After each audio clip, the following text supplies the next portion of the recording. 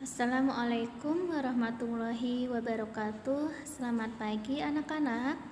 Bagaimana kabarnya hari ini? Alhamdulillah, subhanallah, tetap semangat, Allahu Akbar. Nah anak-anak, pada pagi hari ini kita kembali lagi belajar tematik lagi, masih di tema 4 atau tema 2D, subtema 2, hidup bersih dan sehat di sekolah, pembelajaran 4 sampai 6. Nah, sekarang dibuka buku paket kalian. Di pembelajaran 4 sampai 6 untuk hari ini, Ibu akan menjelaskan materi tentang pelajaran bahasa Indonesia, matematika, dan PKN. Sekarang kita belajar bahasa Indonesia, dibuka halaman 41. Nah, kalian amati ini. Ini adalah sekolah Nina. Kalian amati sekeliling sekolah Nina. Kira-kira di lingkungan sekolah ini itu lingkungan yang bersih, sehat, atau lingkungan yang kotor? Ya betul, ini adalah lingkungan yang kotor. Apa kok bisa Bu Rati bilang lingkungan kotor? Karena di sini ada sampah yang berserakan sehingga banyak lalat yang hinggap di sampah. Terus rumput tidak dipangkas, ya. Jadi banyak rumput yang tumbuh secara liar. Terus tanamannya juga tidak rapi. Dilihat ini tanaman tidak rapi, sampah berserakan. Terus halaman sekolahnya juga tidak terawat. Jadi tidak semua sekolah itu bersih dan sehat. Ternyata ada sekolah yang tidak sehat atau yang tidak memperhatikan kebersihannya. Nah, kira-kira sekolah kalian termasuk sekolah yang sehat atau tidak ya? Ya betul, sekolah kita itu termasuk sekolah yang sehat. Coba kalau kalian masuk ke sekolah, apakah ada sampah yang berserakan? Tidak ada sampah yang berserakan. Terus kalian lihat anak-anaknya, murid-muridnya, semua pada disiplin menjaga kebersihan, membuang sampah pada tempatnya. Kalian juga seperti itu. Kalau di kelas juga sampah dibuang ke tempat sampah, bukan di laci, karena laci meja bukan tempat pembuangan sampah. Paham ya? Sekarang dilanjut.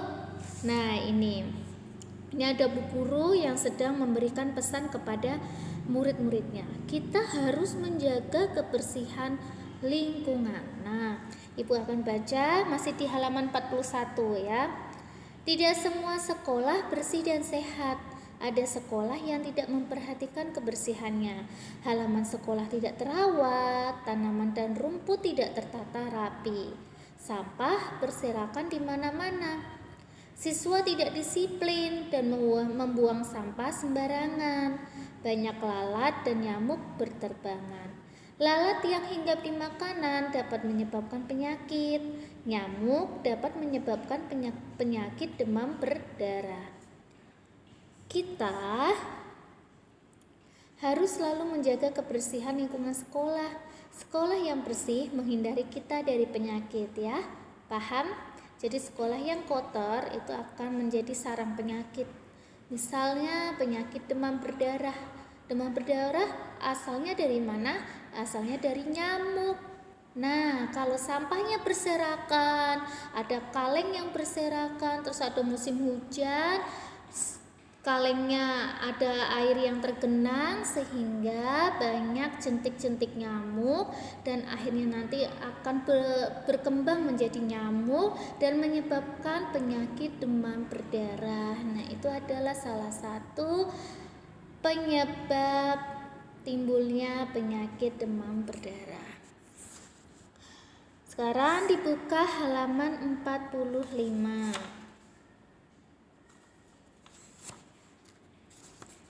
Masih di pelajaran bahasa Indonesia. Ayah membaca. Bacalah teks di bawah ini dengan lafal dan intonasi yang tepat. Kita harus menjaga kebersihan kelas. Lantai kelas disapu dan dipel.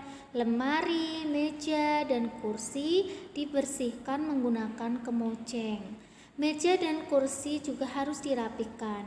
Papan tulis dihapus sampai bersih. Jika papan tulis dengan kapur, berhati-hatilah ketika membersihkannya agar debu tidak berterbangan. Nah, ini jika papan tulisnya memakai kapur ya. Sekarang kan jarang papan tulis memakai kapur. Kalau zamannya Bu Ratih dulu sekolah, papan tulis masih menggunakan kapur. Jadi kalau menghapus itu debunya pada kemana-mana sehingga akan mengakibatkan batuk. Terus mejanya akan berdebu. Nah sekarang kalian itu sudah enak, papan tulisnya pakai spidol, jadi menghindari kita dari batuk. Berhati-hatilah ketika membersihkan kelas, misalnya ketika mengangkat meja atau mengelap kaca jendela. Kelas yang terjaga kebersihannya nyaman untuk digunakan. Jadi kalian juga harus menjaga kebersihan kelas ya. Lanjut. Bahasa Indonesia di halaman 48. Dibuka buku kalian halaman 48, masih di pelajaran bahasa Indonesia. Nah, di sini Ibu akan membacakan, di halaman sekolah Nina ada lahan untuk berkebun. Lahan itu ditanami tanaman hias, ada pula tanaman sayuran dan obat. Tanaman hias ditata dengan rapi, taman di kebun dirawat setiap hari, rumput-rumput dirapikan, daun-daun yang kering juga dikumpulkan untuk dibuat pupuk. Kebun di sekolah Nina bersih dan terawat. Tanaman membuat sekolah Nina sejuk dan asri seperti kelas sekolah kalian ya. Kalian harus beruntung sekolah di sini karena sekolahnya bersih dan sehat. Kalau kalian lihat tuh taman yang ada di depan perpustakaan itu tertata rapi, tumbuhannya tumbuh subur. Nah, di lapangan juga sehat, bersih, tanamannya juga hijau banyak.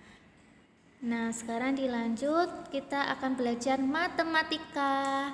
Dibuka buku kalian halaman 43.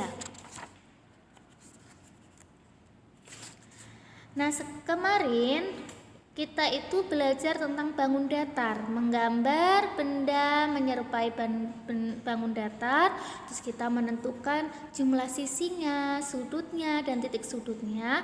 Sekarang kita akan belajar tentang pola barisan bangun datar. Pola barisan, coba dua kata itu kalian teringat sesuatu atau tidak? Iya betul, di waktu kelas 1 kita sudah pernah belajar tentang pola barisan menggunakan gambar. Kalau sekarang menggunakan bangun datar. Kalau kelas 1 dulu kan misal pensil buku, pensil buku, pensil buku, kayak gitu kan.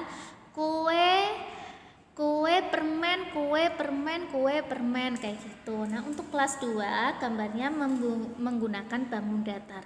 Dilihat gambar yang di atas sini yang Ibu lingkarin. Di sini ada bangun segitiga dan lingkaran. Kita lihat pola barisannya teratur tidak? Segitiga, lingkaran, segitiga, lingkaran, segitiga, lingkaran, segitiga. Sini apa jadinya? Lingkaran. Sekarang kita lihat. Segitiga, lingkaran, lingkaran, segitiga, lingkaran, lingkaran, segitiga, lingkaran, lingkaran. Nah itu namanya pola barisan. Jadi barisannya berulang secara teratur.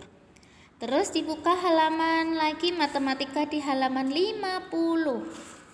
Halaman 50 di sini sama kayak tadi, menentukan pola barisan menggunakan bangun datar. Yang membedakan adalah gambarnya saja. Kalau yang tadi adalah segitiga dan lingkaran, sekarang segi 6 dan segi 4. Kita lihat segi 6, segi 6, segi 4. Segi 6, segi 6, segi 4. Segi 6, segi 6, segi 4. Segi 6, segi 6, segi 4. Jadi pola bilangannya yaitu segi 6, segi 6, segi 4. Terus kembali lagi dari awal, segi 6, segi 6, segi 4. Kembali dari awal lagi, segi 6, segi 6, segi 4. Nah itu contoh pola barisan bangun datar. Sekarang kita belajar tentang PKN halaman 45.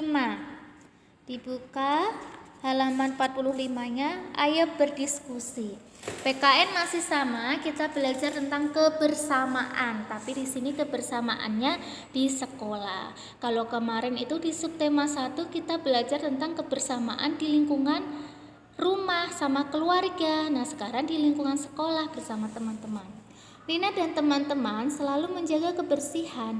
Berikut contoh kegiatan di sekolah yang menunjukkan kebersamaan. Contohnya apa? Yang pertama, saling membantu. Ini adalah contoh kegiatan kebersamaan. Yang kedua, mau bekerja sama. Ini sedang menari ya. Ayo kita nari dengan tarian yang bagus. Jadi ya semuanya harus kompak ya. Nah, itu contohnya kebersamaan. Terus ketiga itu sedang berdiskusi. Menghargai pendapat. Jadi kalau misal kita punya pendapat yang berbeda, jangan dijelek-jelekan ya. Kita harus menghargai pendapat tersebut. Misalnya Nah, sekarang kita lanjut. Nih, masih di halaman 49, di buku 49. Ayo bercerita. Siswa di sekolah Nina membersihkan halaman sekolah. Ada yang menyiram tanaman, mencabut rumput, dan membersihkan daun kering. Semua siswa bekerja sama. Dengan bekerja sama, pekerjaan menjadi lebih cepat selesai. Pekerjaan yang berat terasa ringan. Pekerjaan yang sulit juga akan terasa lebih mudah. Coba berikan contoh lain manfaat hidup bersatu. Nah, di sini adalah manfaat kerjasama. Yang pertama apa tadi? Yaitu pekerjaan menjadi cepat selesai, pekerjaan yang berat akan terasa ringan, dan pekerjaan yang sulit juga akan terasa lebih mudah. Itu adalah contoh manfaat kerjasama. Nah, itu saja yang bisa Ibu jelaskan untuk hari ini. Semoga kalian paham. Jika belum paham bisa diulang lagi videonya ya. Tugas ada di Edmodo. Selamat mengerjakan. Wassalamualaikum warahmatullahi wabarakatuh.